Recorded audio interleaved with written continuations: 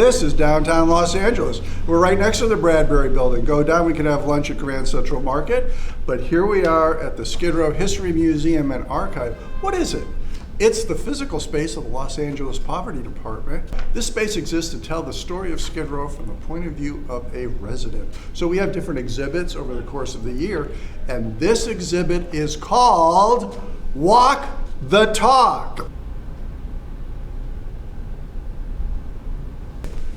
This is an example of Walk the Talk. This is actually a photo from 2012.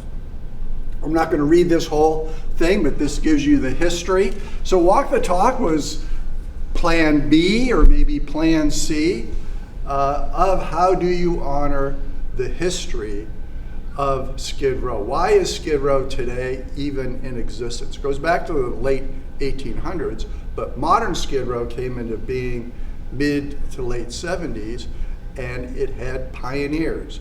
It had folks who did something brand new, and that is why we're walking the talk, because they walked the talk. So it was 3 days of a brass band parade through Skid Row where these people were honored with literal street theater performances of their life and their work in Skid Row. So we do this parade, brass band through Skid Row every 2 years to honor the folks that are chosen through a community-based process. Walk the talk, we are honoring the culture, the history, and anticipating the future of Skid Row. A dramatic close-up of the Walk the Talk mural, which is at the Skid Row Care Campus. In fact, that's the reason we're even doing this exhibit. As you go through this with me and you see these visual representations of the folks who are honored, this is the first time all these years have been put together, one parade after the other, because through the County Skid Row Action Plan, the Skid Row Care Campus is opening up. So we want people through this map to know how to get to the Care Campus in Skid Row. And so we want this exhibit to feed into this reality, and we want this reality to feed into the exhibit. So this is the beginnings of Walk the Talk, and it has continued every 2 years since then. 2014. Michael Blaze, General Jeff, Joan Soteros, Captain Duffy, Clancy Imisland, probably mispronouncing it, Imisland, Dr. Mongo, Charles Porter, Zelen Cardenas. So, and this is by Brian Dick, who is the artist.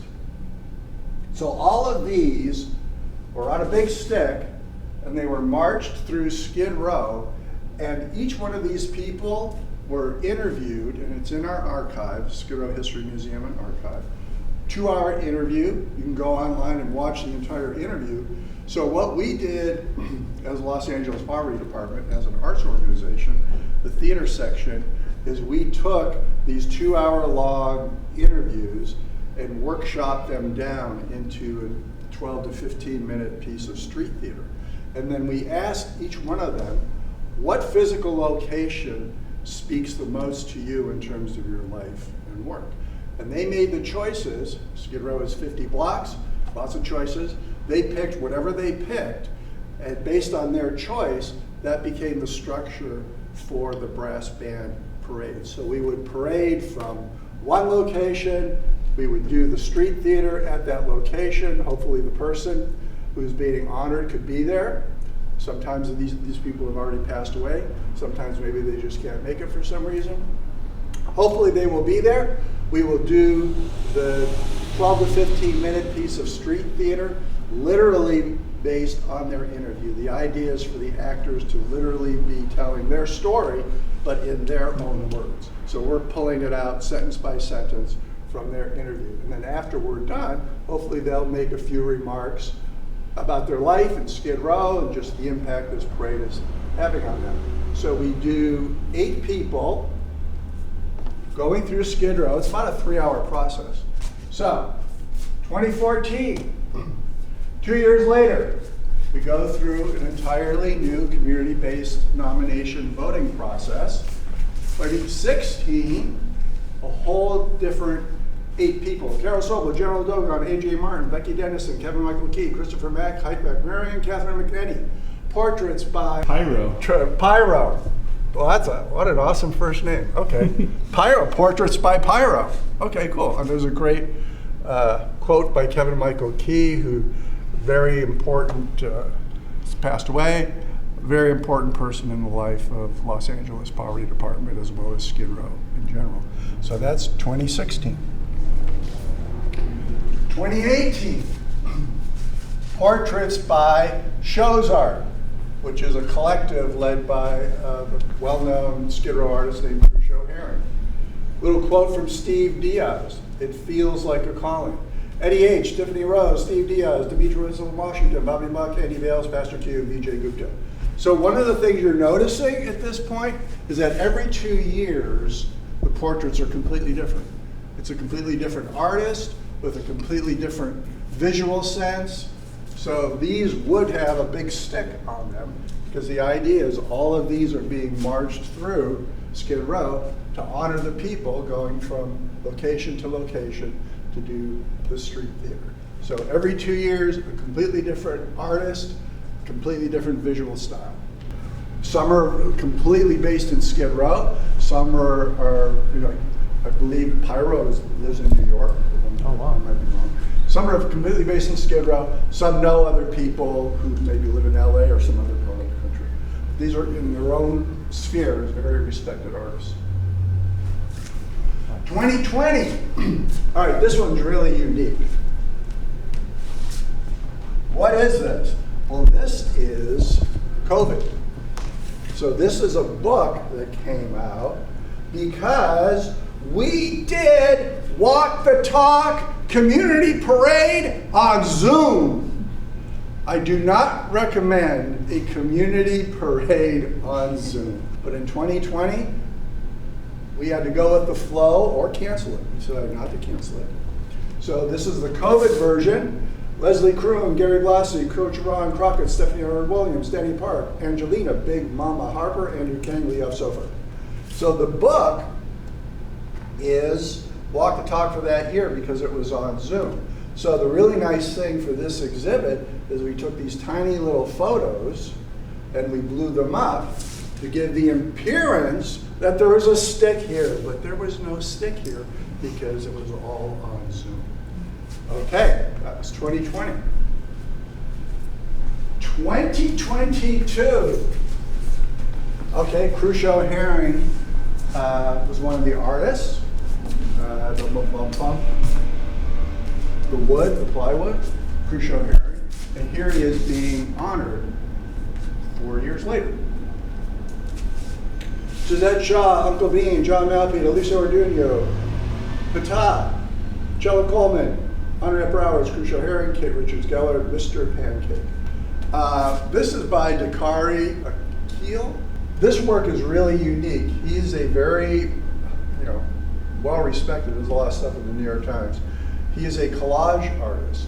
So he did symbolic visuals that tell this person's story. So that everything is there intentionally to help you understand the background of the person, what's important to them, where they're trying to take things in Skid Row and beyond Skid Row. So here's the person, but then here are images that help you understand who this person is. And this is John Malpete, Henriette Browers. This was a surprise. At the end of this, these were brought out because now they were going to be honored, and they had no idea. The little team that put this together did a very good job of keeping a secret. So that's 2022. Here we are in 2024. Portraits by Hayk Makhmuryan. And Hayk, one of the people on, I'm going to run. Hayk was one of the people honored back in 2016. This is Hayk. So, as a community arts leader in Skid Row, he was honored, and because he's an artist, he was selected to do this group, which is Adeline Bertha, Clancy Cornell, Lauren Hawkins Smith, K.O. Anderson, Siglinde Von Depner, Gary Brown, Linda Lee, Sir Oliver. So, here's Hayk's interpretation, which is a drawing with just a little phrase, short sentence, capturing the essence of them, their relationship to Skid Row, and in a sense why they've been chosen to be honored for the year 2024. So that is the exhibit. I'm pretty sure this is the first time that all of these have been lined up like this. After the parade is over, they just go in storage. So this is really special to kind of pull all the years together so that people can not only meet the people, but just see the various visual styles that have taken place over the years. So 2024, we're in 2025, which means in a couple months, we're going to start focusing on the process for 2026 for the annual Skid Row Festival, or the Festival for All Skid Row Artists. That's where we gather nominations, then there's a voting process, then the people are interviewed, and then the theater folks have to take those interviews, the transcripts, turn them into short street theater presentations. And so May 2026 will be the next 8 honorees. And then we have another thing called Come Together, which basically is like the next group of people that didn't get enough votes to be in the Walk the Talk 8. So the next 8 do a thing called Come Together, which is a stationary thing. Gather the folks being honored, people who are connected to them, give them an opportunity to share their story, community discussion. So Come Together is attached to Walk the Talk. 2026 is the next Walk the Talk parade. And the process begins in a couple months to figure out what May 2026 is going to be like. Here are screens that have, oh, Becky Dennison. Look at Becky. Hi, Becky. So here is Becky Dennison, who is one of the people honored 2016. So she is a 2016 honoree. So here is her 2-hour interview. You're getting some words. And so here are snippets of interviews on a loop. So if you were to come for the exhibit and want to sit down in one of our comfy chairs with this, you can listen to her interview. And then you go over here. So this was the thing that LAPD did a couple years ago.